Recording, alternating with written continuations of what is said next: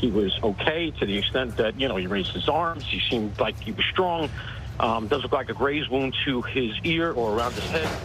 We don't know, if he had any injuries below that, but, he seemed to be fairly spry. So, there is that. In terms of securing a situation like this, look, it's hopeful at best.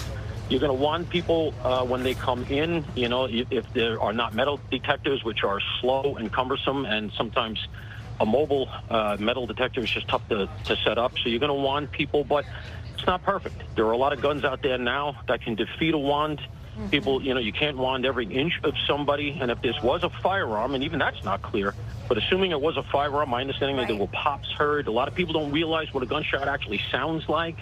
That sometimes it doesn't sound that percussive, and so it could have been a light caliber gun of some variety that somehow or other got in there that defeated a wanding, and it just, thank God it looks like it wasn't more serious. Mm-hmm. Yeah, I mean, as we play the video here, this is what happened just moments ago so that people can see. It appears that President Trump touched his ear and quickly was taken to the ground by Secret Service, because that is what they do. Their job is to stand in the gap and to protect him. And these men and women do that every day for all of their protectees.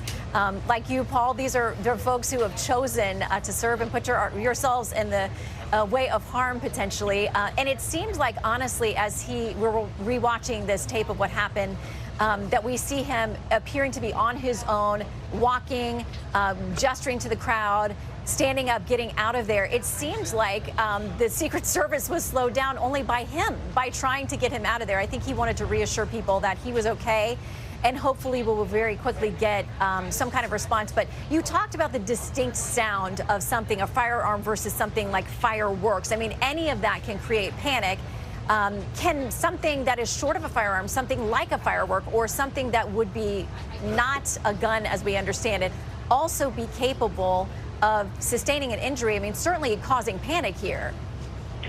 Certainly could cause panic. I mean, look, likely in light of the wound and in light of apparently there was some smoke spotted, that it almost certainly seems to be a firearm. But again, we don't have all the facts. We have to take a step back. I learned a long time ago in situations that are quickly developing, you have to keep your mind open and proceed cautiously and maturely. The main thing is that he appears to be okay. It would have been, if we're going to sort of do a forensic here, I think that it's unfortunate to say, but having an ambulance standing by on somebody who is, according to all the reporting, likely to be the next president would be advantageous. So, they had to force him into an SUV to get him out of there very, very quickly.